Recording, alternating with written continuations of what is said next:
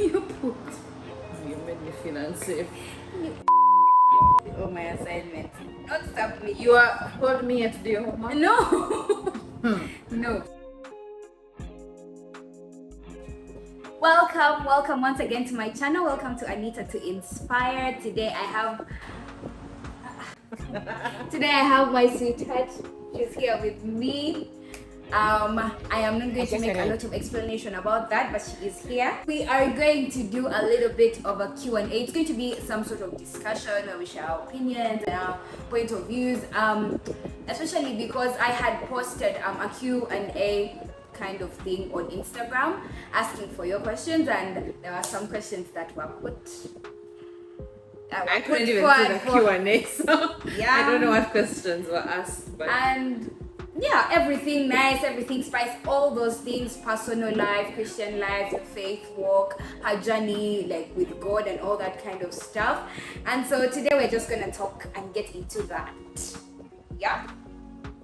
I'm yawning. Can you edit me out? Okay, the first one. How it says, how did you get to know each other? Well, Anita is a very fascinating human being, and she's so outspoken, but also very kind about the way she does things. So we met in church. So she's like my soul sister in terms of Christianity. We love God and we love talking about God and we love each other. She stole my heart so quickly, so I can't say it was at this exact moment that I realized Anita is my friend and my little sister. But what I can say is it's her love for God and her work ethic. Like, she will hustle. If I call her at 2 a.m. Anita, I need this done, she's gonna get it done. I'm not blowing her own trumpet or anything, but it's just the way she carries herself and her love for God that made me want to get to know her, and I'm just glad that we know each other. So yeah, he was in church. That's how we met. Awesome. Guys, the next question is, how did you get to know God? Where did you start this loving God that you're talking about? Personally, I grew up in the church. My mom has always been a leader in all kinds of forms, so she's always been in church, and by that my parents would take us to church. But I think the most important thing as a Christian is to know God for yourself. So I have a very long testimony, but it was in my high school that I saw God for me. Like, he carried me through some situations that I didn't think I would walk through, and from there is when I learned that I can absolutely lean on God, and He's my strong foundation and He holds me. I genuinely think if I hadn't interacted with God and gotten saved and all that stuff, I wouldn't necessarily be where I am, because there's peace where there's joy, and most importantly there's direction. The worst thing you can do as a youth is not having a sense of direction. Like, you wake up and you're like, what am I doing with my life? That can cause you to panic. But you know, when you know that I don't know exactly what I'm going to do tomorrow afternoon, but I'm very sure that there's a God who's gonna carry me until tomorrow afternoon, it just gives you peace.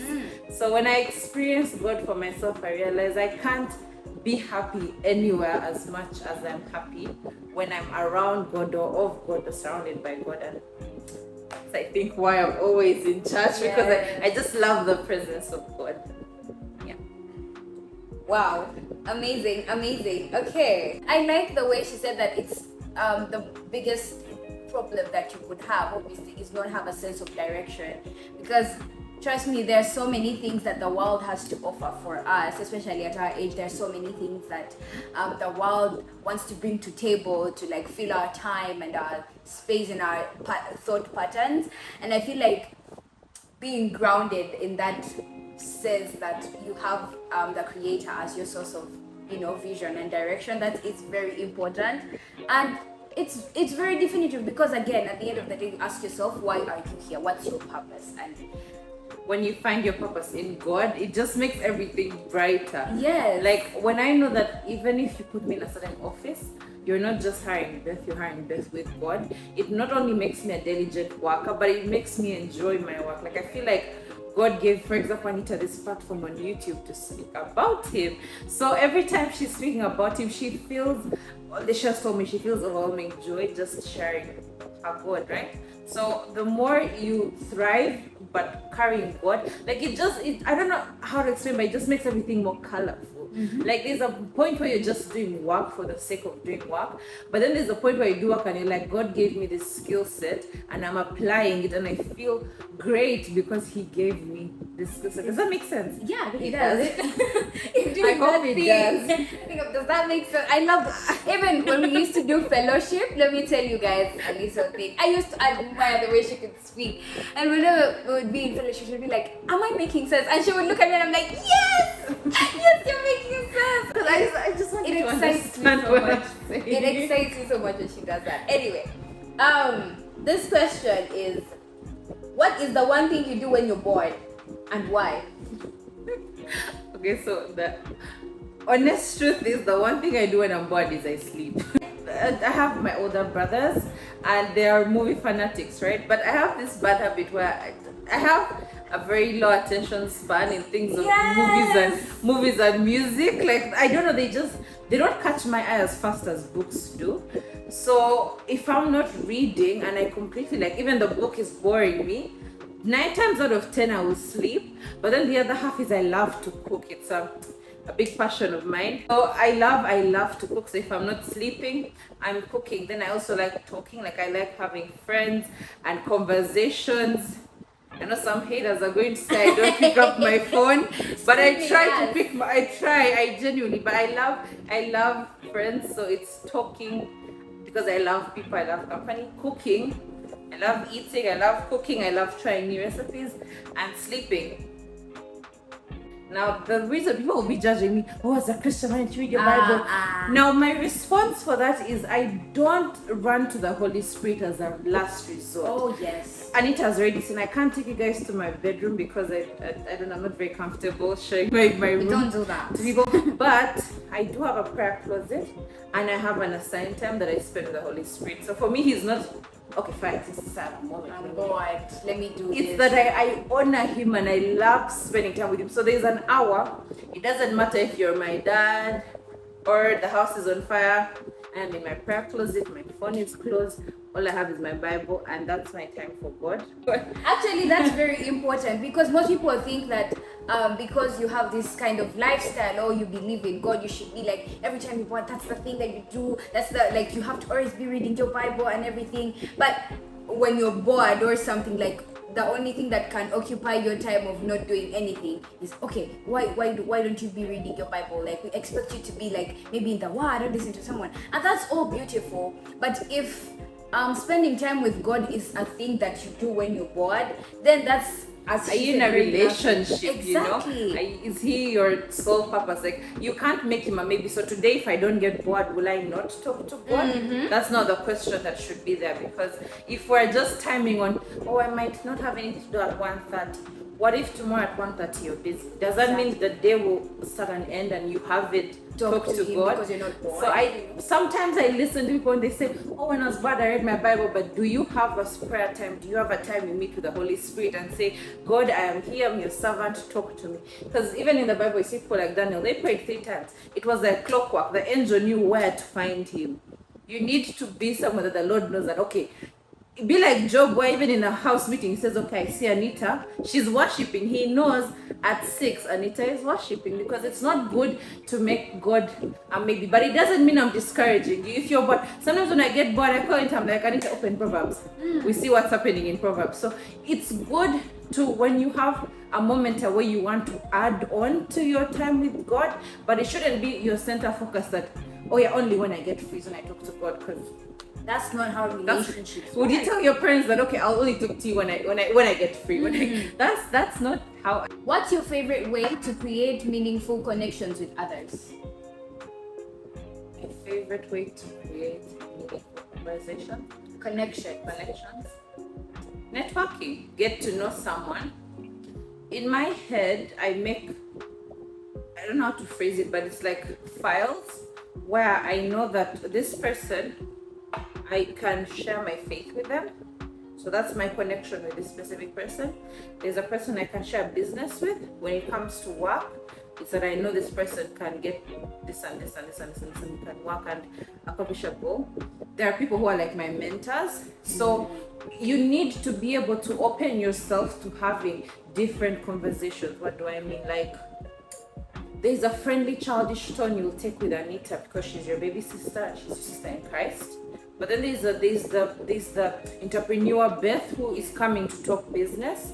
And so once you carry yourself according to the seat you're trying to occupy, you make meaningful connections. Because there are some people who just know me as tough and business-like, and then there's some people like Anita. Even if I became president tomorrow morning, she will tease me on national television. She does not take me as serious as someone else will be like, oh Beth, oh Beth, oh Beth, oh this. So I feel like the best way to make meaningful connections is to know what is your intention with this connection, and then fill that gap. If you want to be a business partner, carry yourself like a business person. If you want to make a loving relationship, fill those shoes. Be able to, take off the garment of I'm official and I'm serious to being silly and playful, if that's what it requires you to do. Secondly, I believe in honesty. It's that you need to be real about what do you want from the person. Because if it's that I want Anita to be by my accountability partner, I have to come out front with it and be like, okay, Anita, I need an accountability partner. I have an issue with maybe gossiping and I need your help too. Every time I start, you stop me, right? But if you want someone, you say, okay, my idea is I want to open this business, I want to make this much profit. Be open about what your intentions are with people, because I don't think it's a nice thing when you take people for laps. They think you're nice, that you're bad, and you're mean. If you don't like me, mean it. If you like me, mean it. If you want something from me, mean it. Like, yeah.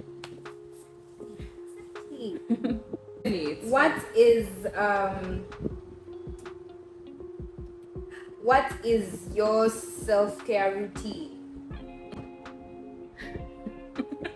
Self-care routine. I know I look good, but I think it's bathing and prayer. Bathing and prayer. I don't know. Ladies and gentlemen, take notes. Take notes. I promise. Everyone is asking me, Beth, because people have known me for years, they're like, Beth, why do you have so few pimples and you don't have like a lot of scars on your face? And they never cut through with any of that stuff. It's no lucky. It's just, honestly, it's just bathing and prayers, because I think because I've grown up in a culture, like, us back in Uganda, unless you met with like Instagram and TikTok, we don't normally have that stuff as young people, like before 17 or 16.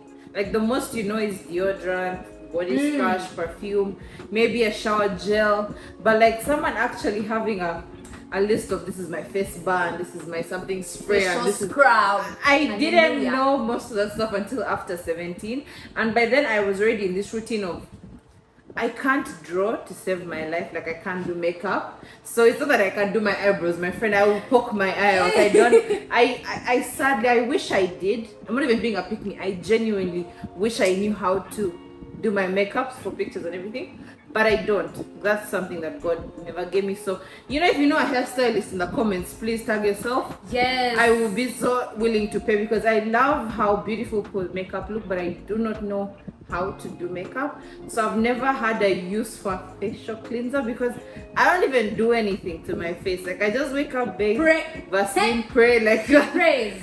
that is all I do for my skin. So I don't think I have a routine. I just shower with, what is it called, Dove, and I bathe with Dettol, and I use Colgate, like and I Vaseline with Vaseline. All that. Oh, I Vaseline with Vaseline. I body moisturize with Vaseline. So I don't know. If you have tips for me, Anita will make sure she writes a list and I'll buy those things.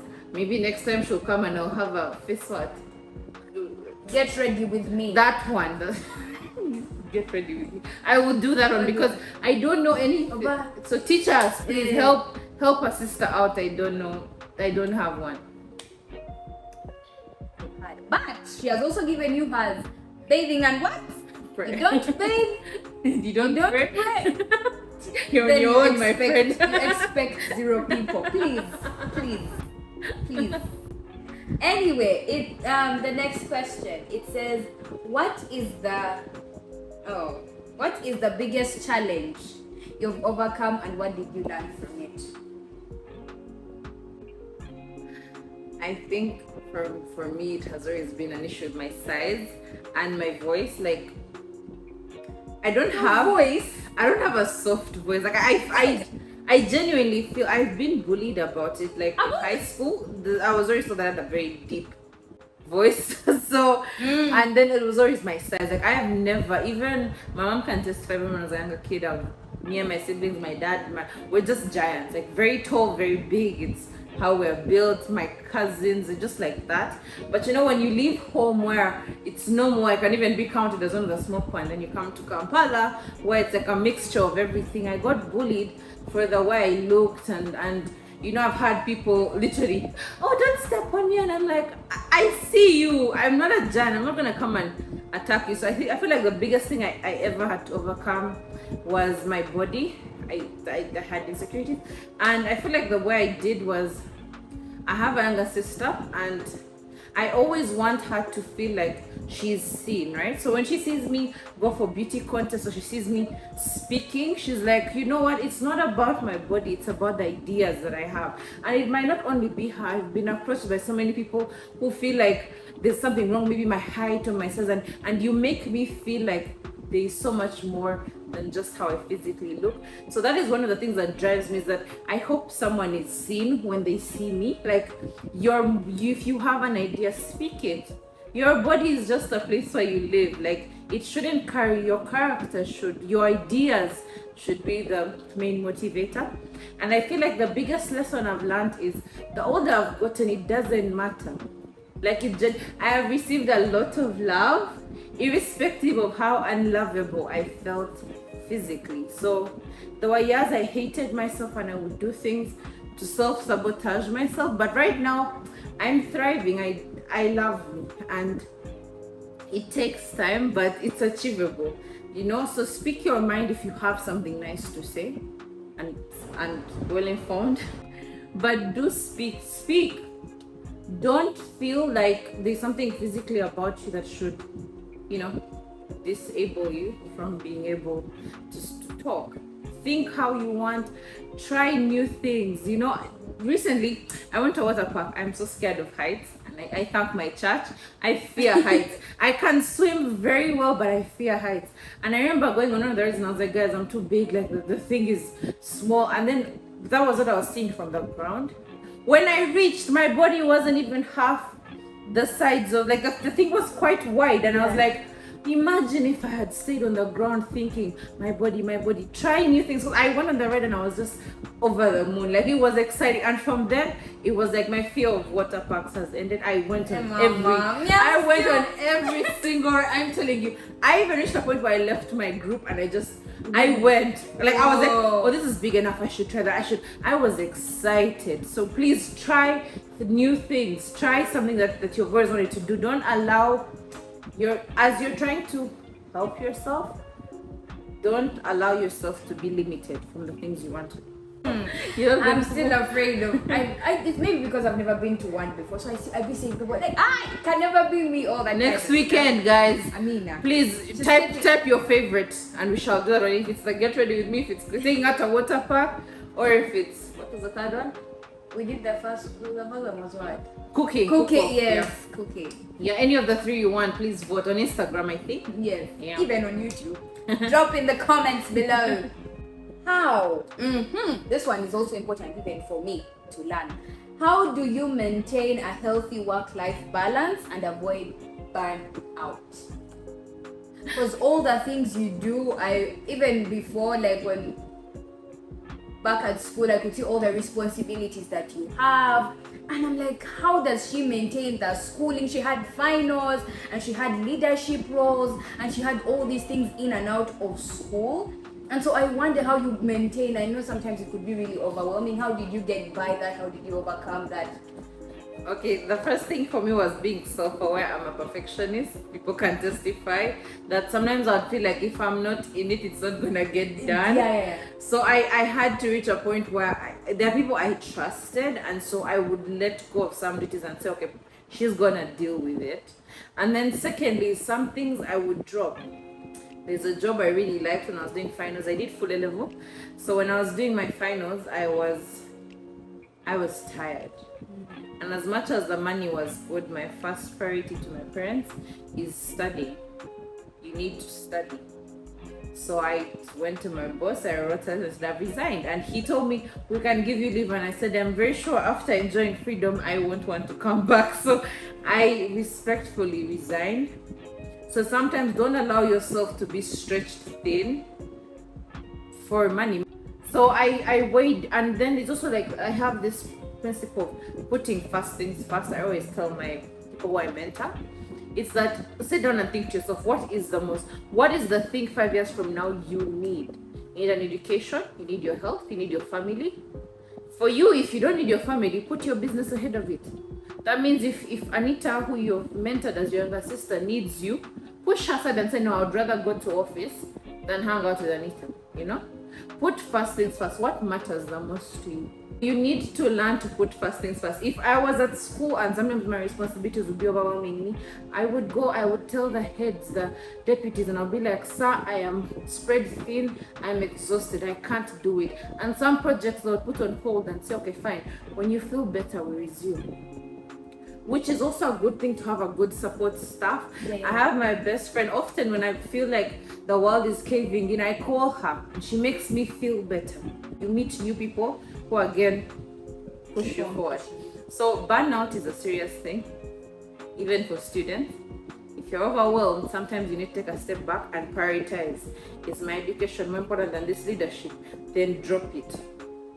You know, what is more important? If your health is at risk, then it's okay to tell your parents that, you know what, I don't think I'm ready to sit this exam. I have a student I know who said, Daddy, May, June is coming, I'm not ready. And he was pulled out and put in October, November. It is more respectful to give yourself time to be ready to do something than to go ahead and fail. Because either way, if you keep pushing, you're going to have the fail. You know? That's very important, even for me, because sometimes you can feel like you have it all together. You know how you have all these tests and you're like, I can do this, I can do this, I can do that. And as she said, like sometimes you feel like if I'm not part of this, it might not get done. But understanding that there's a priority. Some of the priorities we tend to forget are ourselves. You know, we tend to be like, okay, but my priorities are work, my priorities are school. That's all beautiful, but who is doing all that school and work? Yourself. Yeah. Exactly. So prioritize yourself. You need to be on that list. Even your associations, learn to prioritize the people you spend time with. Yeah. Tell us about that kind of thing, like the associations, your friends, like that kind of situation. How do you balance? Because we know celeb.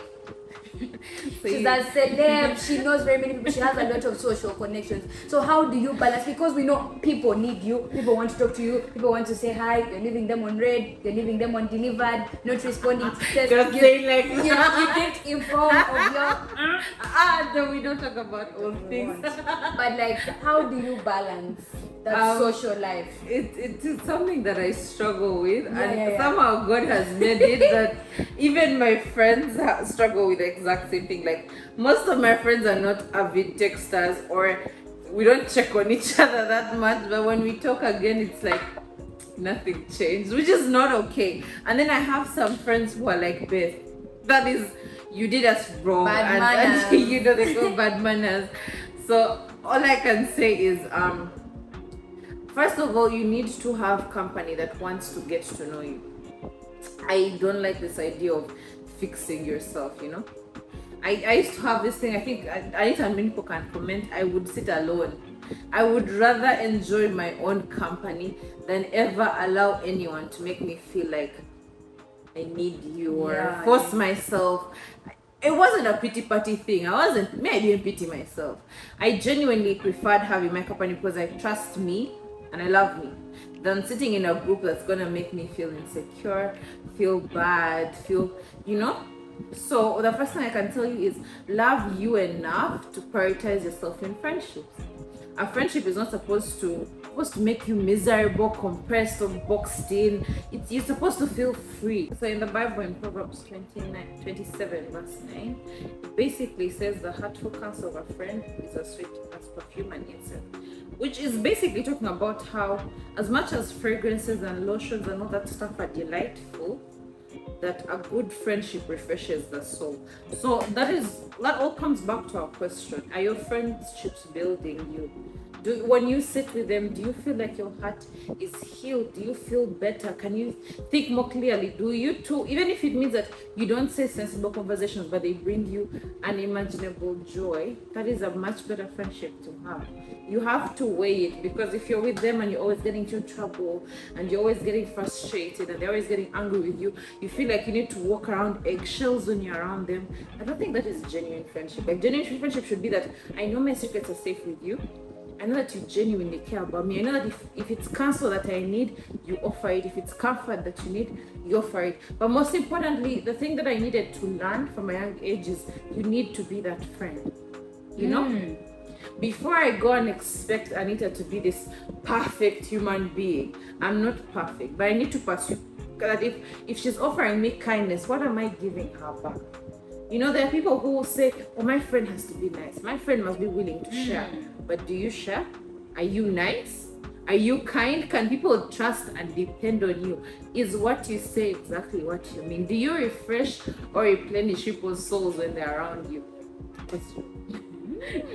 You see, that gives us the contrast of like the people who are around you that add value to you and the people that you add value to.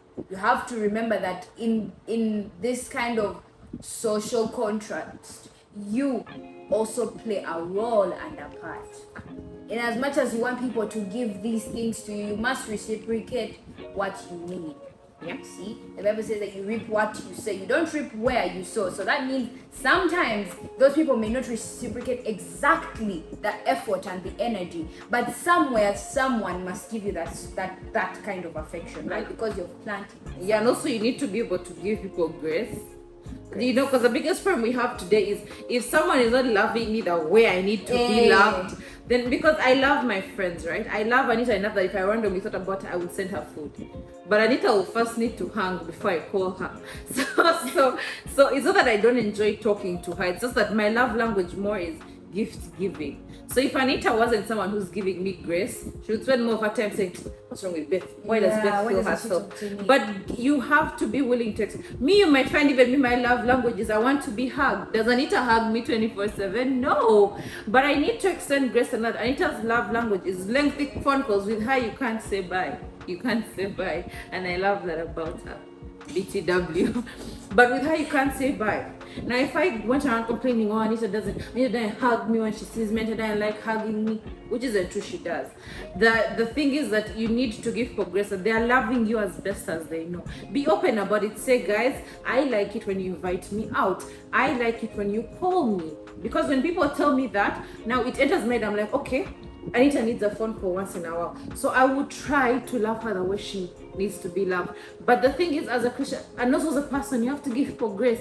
And maybe I'm not used to phone calls that now, and maybe me, I'm used to cooking for me. So if you don't cook for me, I don't feel loved, you know? So just extend grace to people. As we try to be good friends, do your best.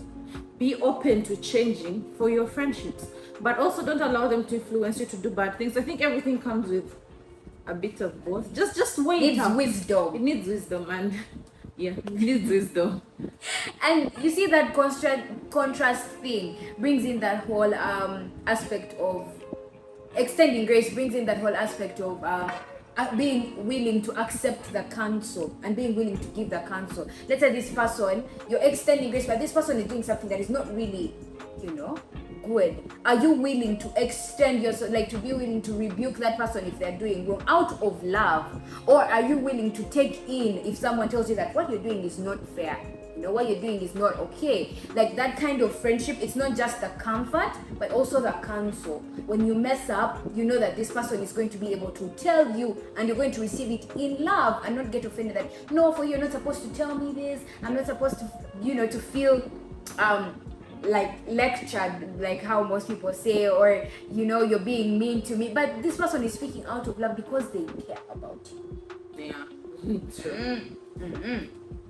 What the Proverbs are showing you is that the people can influence you, right? It's Proverbs 13:20. Whoever walks with the wise becomes wise, but the companion of a fool will suffer. So the thing is that as much as we're extending grace, that I understand, okay, she's not kind, don't be blind enough to think that they will not rub their unkindness off you. Yeah. Sometimes, yes, God's assignment for you is to go and change them, but at the end of the day, it's God who changes them.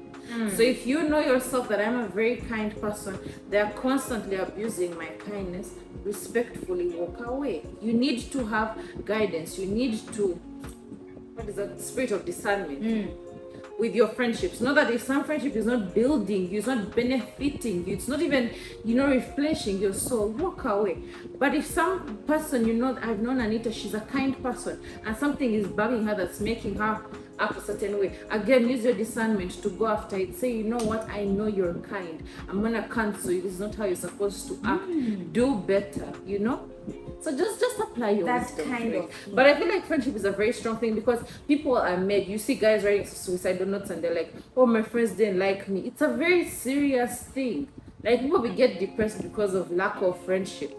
And some people have this victim mentality of, I don't have friends because of me. Discern.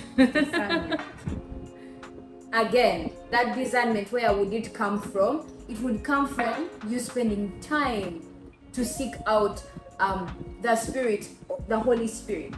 The Holy Spirit gives you that discernment, the wisdom to know that, okay, now you have to pray. Now you help this friend. Now pray about this. Now, sometimes you may not be able to rebuke this person about everything, because again, you're not the one to change them.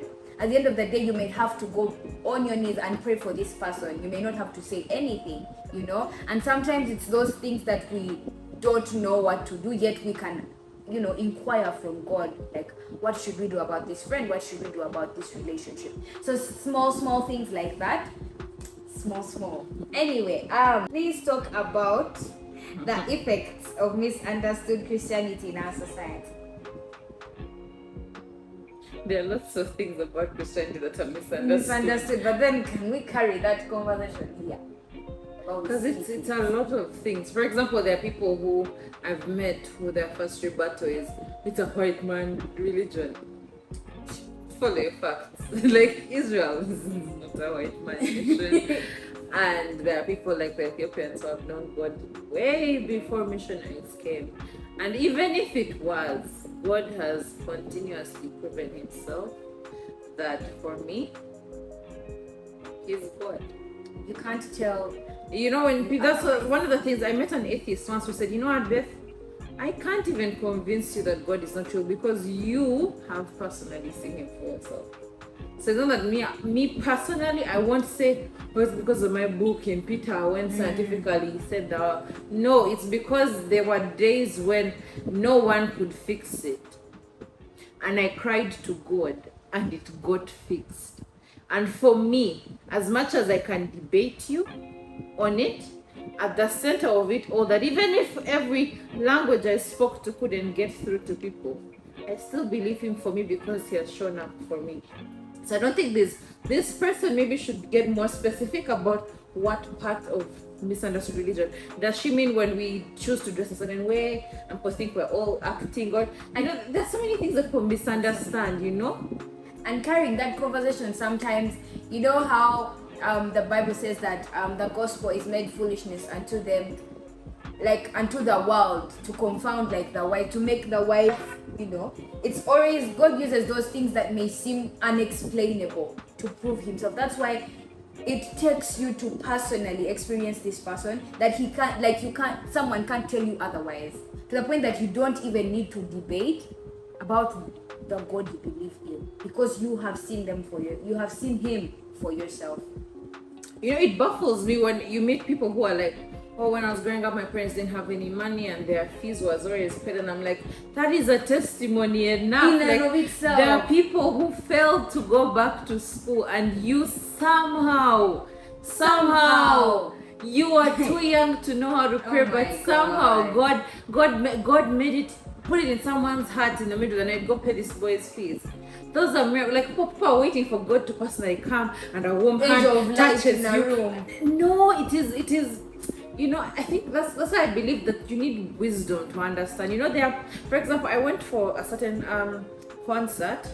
I didn't want to go, but I was invited. I don't like the whole loud ghetto thing, and I was just like, I don't want to go, but I was invited. I remember when I was in the train, I kept saying, God, like, why am I going for this thing? And I kept feeling like someone telling me, go. When I reached the beach, there was a girl, she was gonna commit suicide. We had a lengthy conversation, and she said, you know, she even took my number, and often we talk. It was here in Vancouver when it happened. It was like 2 weeks ago, I think. Really? And you know, so sometimes it's that maybe for her she was expecting a whale to jump up and an angel to appear in the sky, but it's God that is my testimony. I said, God, you had to send me there to talk to her.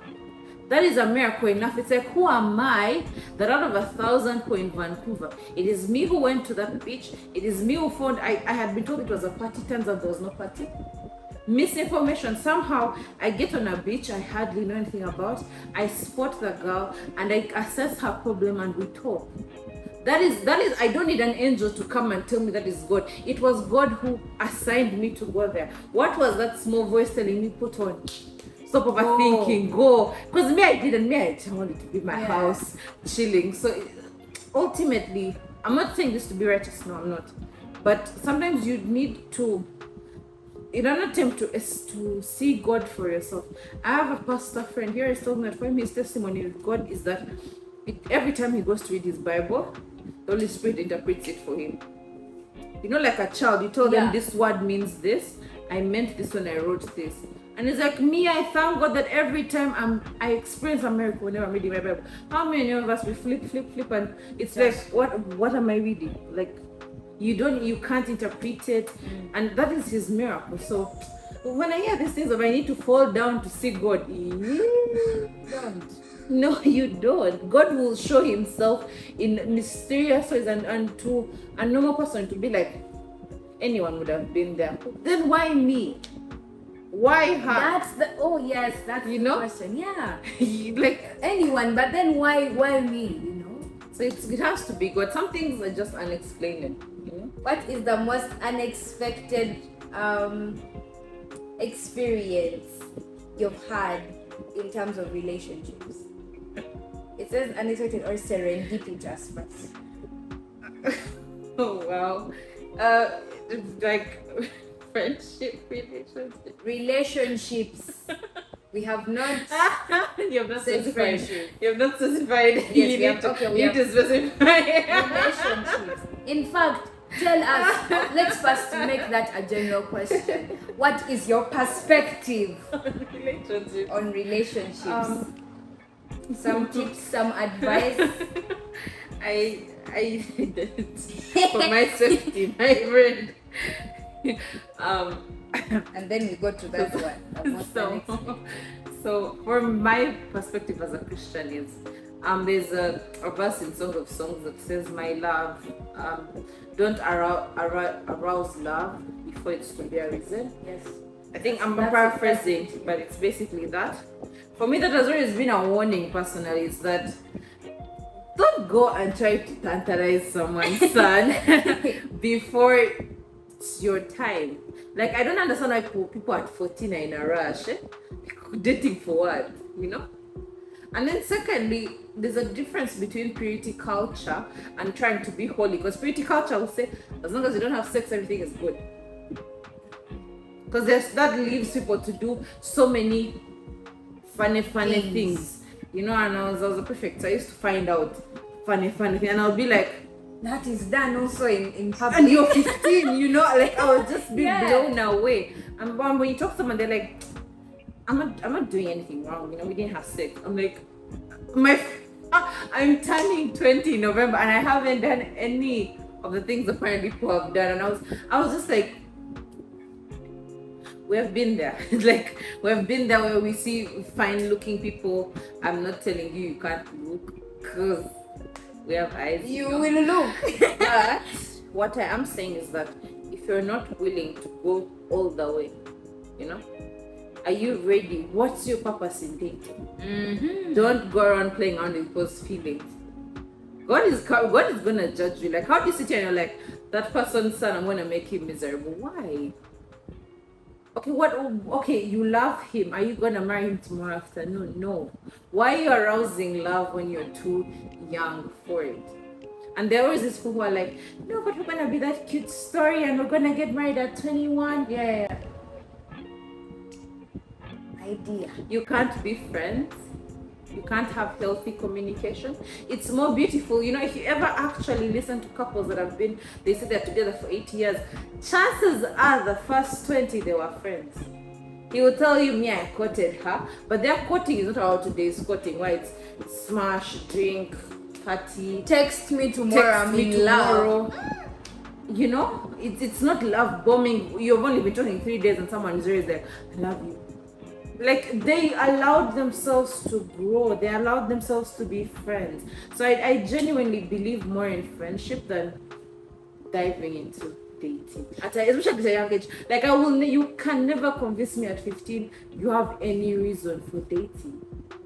There is so much. You have your 20s, you have your 30s, you can date while you're married. People go out, you see them on TikTok and everything. They're going out on really nice dates. So dating doesn't stop. Like, what is the rush? Allow yourself to grow a personality before you go and try to attach it. Because people have this thing of we're two halves. No, you're two wholes coming together. And if you're at 80%, you have no authority to be with someone who's at 100, or no authority to be with someone who's at 60. You need to allow both yourselves as friends to grow before you attempt to combine. You know, and then there's also the question. Me, I believe dating for purpose. Like, I can't see myself just randomly hollering at people and we're vibing, you know?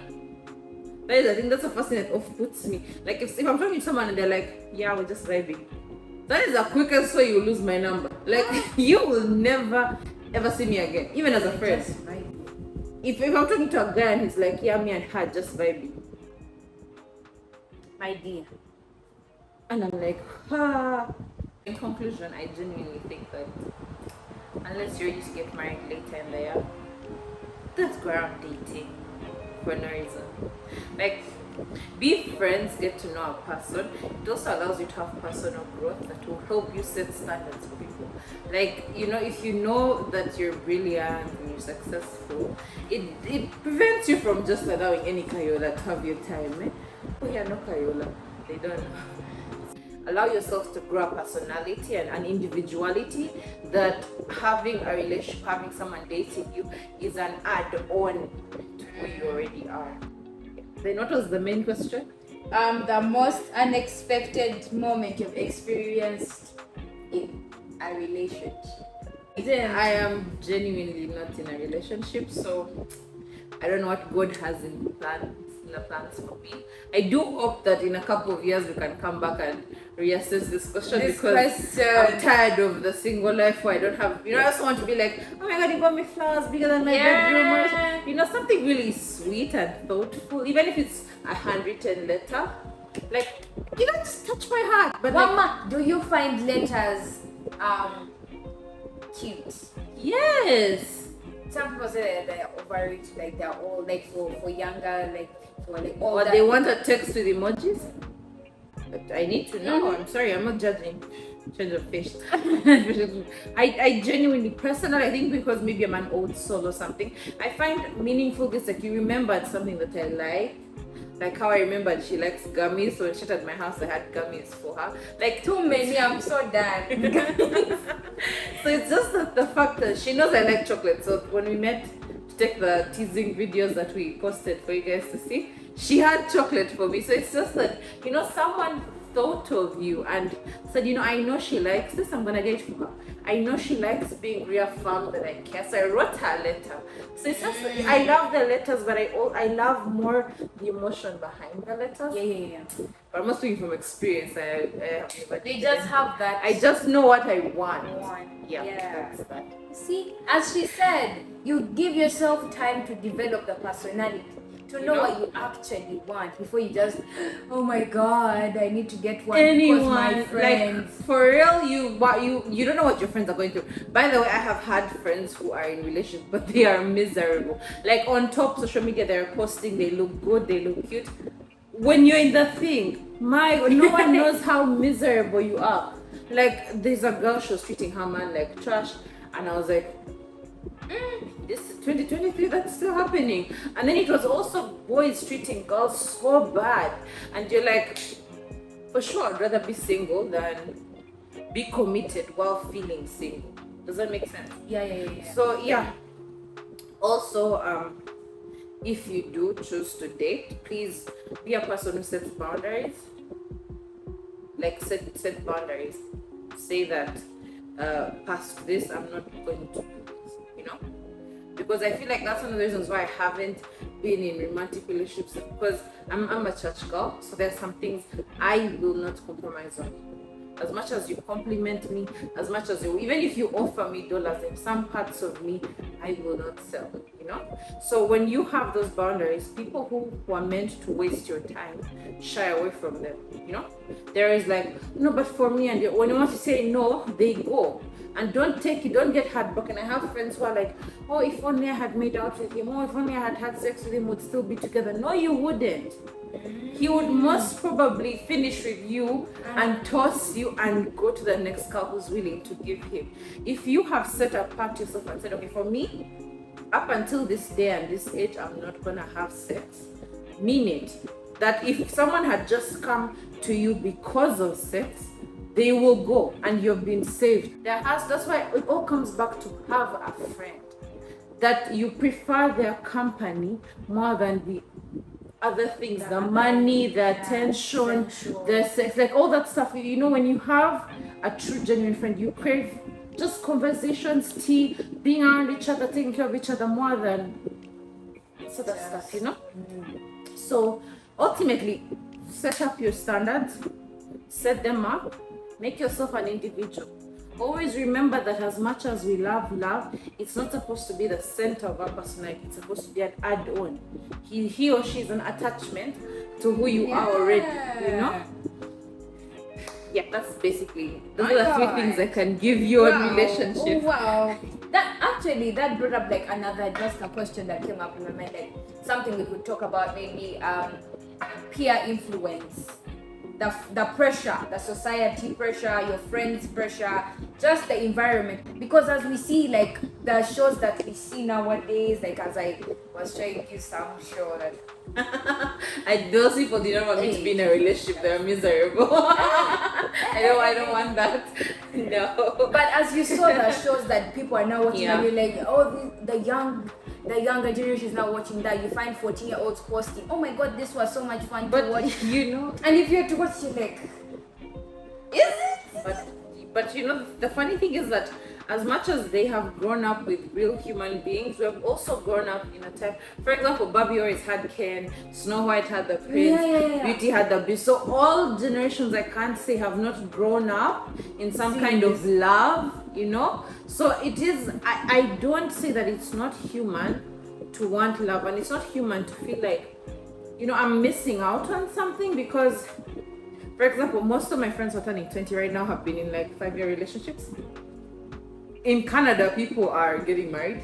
Yeah, at 17. I have people in my school who, you're just walking one Thursday and someone is proposed to you, like, did I miss a memo? Because back home, 26, 27, that's our marriage age, not 17, you know. So you can feel pressure, but you know, I feel like when the person is right, you know. Because there are couples I know, even at 18, they got married and they lasted until 60. But I also know couples that got married at 35. So I respect individuality. God has made us different. That's why we have different thumbprints and all that stuff. So I respect individuality. So the general advice I can give you is allow yourself to make the decision, you know? That is, it all comes down to what is your priority. Sit down and think, okay, I'm with Tom, Dick, and Harry. I'm with Tom. Why am I with Tom? Is it because all my friend group, he has 2 sisters who are, pressuring us to be together because Yeah. maybe we love comic books or something of the sort? Or am I with Tom because when I look at everyone else, there's no one who will ever compare to how Tom treats me and Tom makes me feel, So you need to reach a point where you understand that, Tom is it for me. Never enter a relationship expecting people to look in and into your relationship, because at the end of the day, when the door is closed, it's just you and Tom. Yes. And in front of people, Tom might make you giggle, Tom might be the life of the party, but you'll be the one being slapped at night. Like, we won't be there. We might aim mama on TikTok, but so pick your individuality. Choose yourself first. I say it once, I'll say it again. Our relationship is just an add-on. Peer pressure is real. It comes with friend groups. We feel peer pressured into clothes. Most people, me and Anita's age, they wear clothes up to here, like they're half naked. And it's the trend, us as Christian girls, when we wear, the shortest thing we have is like at our knees. They're like, oh guys, what's wrong with you? It's hot. But like when you have set it out as your standard for yourself, all these other things, they're just passive. There'll come a time when guys will fall out of this whole relationship thing, and pressure will be marriage, or pressure will be who has the best car, pressure will be who has the best job. Will you die because you don't have the best job? Be content, Say that, okay, yeah, they're in a loving relationship, but I love me. That's also a good relationship to have, You don't always need a man or a woman to complete you. Don't be toxic. Like, don't be hating on your friends who are in relationship. Just pray for them that God guides them and all that stuff. Don't be that person. The hater. Yeah, it's not good. It's really not good. We're not haters. We love, but we just think love should have its own time for itself. Like, should have its own time, not rushing. But most importantly, peer pressure is there for alcohol, drugs. There's lots of ways that our surroundings can influence us. Will you always be that one paper that's pushed by all kinds of winds? No, stand your ground. Say, okay, I don't want to drink, I don't want to do this. I want to be loved in a certain way. And if someone is not fulfilling those needs, as much as your friend group says he's the one, as much as this and this says whatever they're saying, don't allow them to be the center of your relationship. Again, at the end of the day, it's you two. You will know how much he ignores you. You'll know how much he cheats. People might be Emma on IG, but it's you suffering alone. So don't allow to suffer for likes and attention, please. I love yourself, number one, but James. You see, that's so important, and it all comes down to what she said, like in the beginning, what you said about give yourself time to build a personality.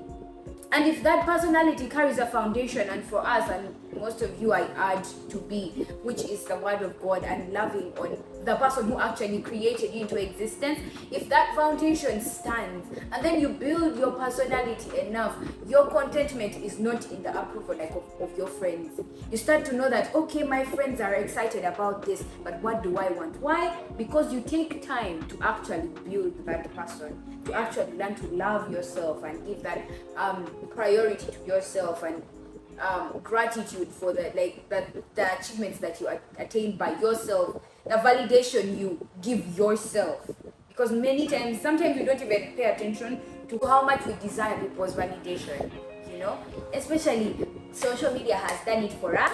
We can't run out from it, actually. Also, I love spreading love. So if you look cute, I'm gonna tell you. So I have this habit that if I'm viewing Instagram stories and I like something, I'm gonna like it. Until one day someone inboxed me and they were like, "But are you in love with me?" And I was like, No. And then I was like, "Why would you think that?" And he was telling me, "You always like my story."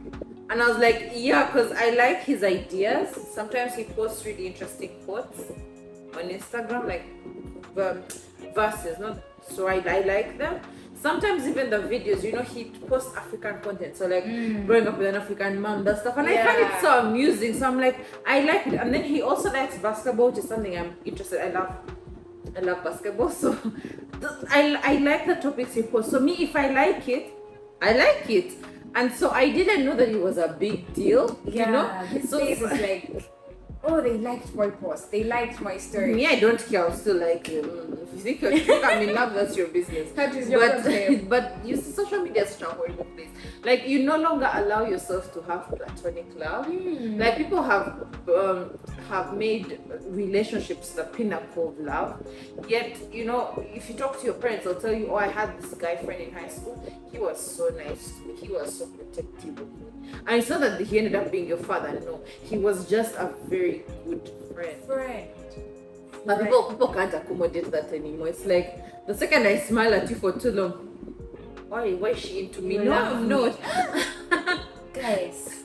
So I don't know how we're going to take that, but It's true. Like it's actually really true. Because everything now is too enticed, like on the level of hype that, okay, the moment this person looks at me, they love me, or it's either they love me or nothing. They want to date me or nothing. They are hitting on me. That person just commented that you look nice, you know? And it's like you are desiring or desperate for this kind of validation. When you shouldn't, like, you need to, the thing is, you need to grow a personality. That's it. You need to validate yourself. Look in the mirror and say, you know what, there's no one as beautiful as me. And mean it and feel it. That's the only way you can grow. Relationships, I will say it again, be it our family, be it our friends, are meant to add on to us. The only relationship that builds us is one with our Creator. But all these earthly ones, my parents, my best friends, my what, are just add-ons. If I don't have friends, the world shouldn't end. If I don't have a boyfriend, the world shouldn't end. You know, it's supposed to be just that I'm so glad I have friends. Yes. You know, I'm so glad I have my boyfriend. I'm so glad I have my girlfriend. It's an add-on, like, it brings me joy. You know, because once you allow peer pressure to make it that without booze you can't be happy, that's a lie. Yes. Without friends you can't be happy, that's a lie. That's a lie. I could sit here and watch Queen Charlotte and be amused. Did I need alcohol to be amused? No. I needed pizza though. I was eating pizza. but it was an add-on. You get it was an, if I didn't have pizza, I would still be enjoying pizza. So the thing is, allow those things to be others. Don't allow your peers to make you feel like if you don't have a relationship, there's something wrong with you. If you don't have 300 followers and 650 friends, you have a problem. No, you don't. You're just growing. You're still navigating. Some people get friends in their 50s. Some people are introverts, they don't have a lot of friends. It's just the way you're growing. As long as your personality is a good one, as long as you're a good person, that should be more than enough validation for you. Yeah. Why do you have to be build personality? Because sometimes I feel like these things are important, and even though, like, we can talk about them until this person takes that choice to be like, okay, I will close this door and I will find out what am I about. What defines me?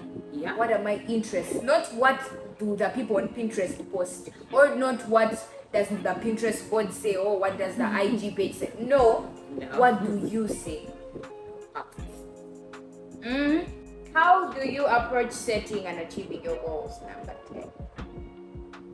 So I walk around with a notebook often.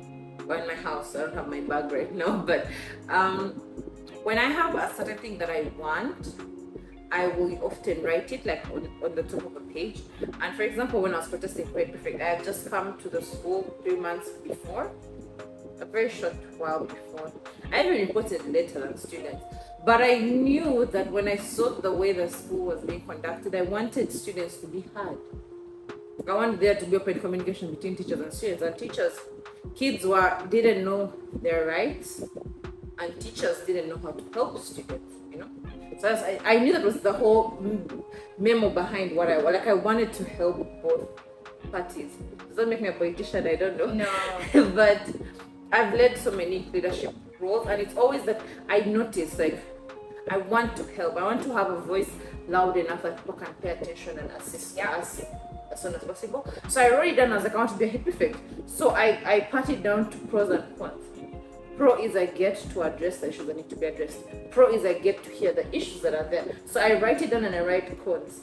Then I draw a line, and then at the bottom is how to get there. And so different situations, you have to approach them differently, right? For example, when it comes to leadership roles, you need to have the personality that attaches itself to the leadership role. You can't just wake up around on Thursday, you're lousy, you're lazy, and then you expect that.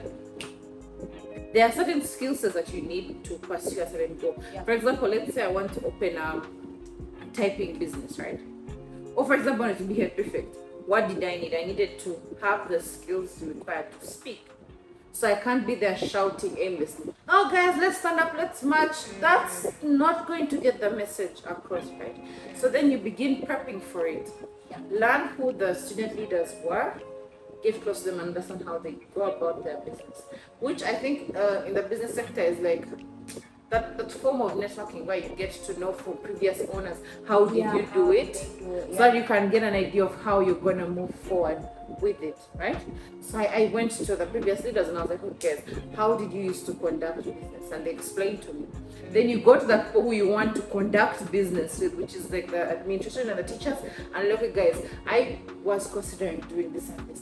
What steps, what do you need from a leader, you know? And then most importantly, go to the point you're planning on hiring, helping, and all that stuff. And say, guys, what do you need? You know? So once you have these three bodies taken care of, who was there before you, who are you working with, and who are you working for, aka the students who voted me, and you have a given perception of what they want, you write it down. They need a good speaker. They need someone who's respectful of schools.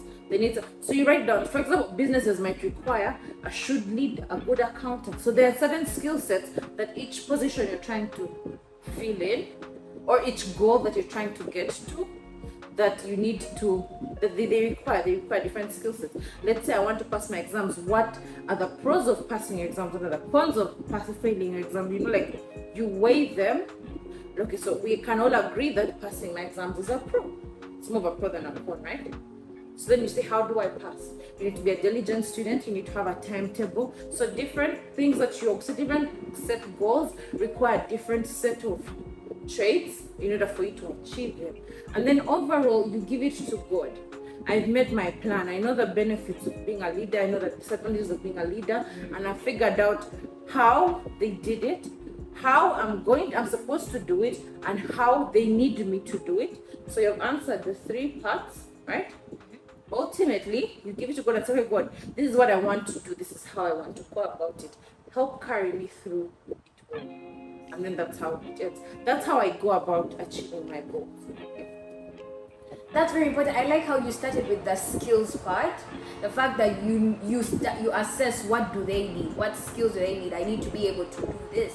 So all of us, we aim to like have these goals set, like, oh, I'm going to do this, I'm going to do this, and I hope to finish and accomplish this. Realistic. But the skills that you need to actually go there, we tend to underlook them. We tend to feel like, okay, if we write down this goal, magically we are going to be able to know how to do it or how to get there. No, you need to assess what do I need to equip myself with in order to be in that position. And I like how she specified about that part, that she had to know, she needed to be a good speaker. And originally she had attained very many experiences with speaking, and therefore she had that checked off. But you can't wake up tomorrow morning and expect your goals to be done. You need to do the research and do the work to get there. Yeah. Wow. So dream big but Please, do big. Dream big but do big. What's the best piece of advice you've received from someone that has stuck with you? So I don't like talking about this much, but there were years when I was depressed. Yeah, which was also stuff for mental health. I'm not anymore. And I remember one time my lowest, I was in all kinds of things that I did. Not drugs, don't worry. I don't do that stuff. But I was more of like giving up on life. It's not like those kind of stuff I was in, like I was done trying. And I remember this person, she told me that, you know what, Beth, it would be so selfish of you to give up now, because your life could be a survival guide for some people. And that stuck with me.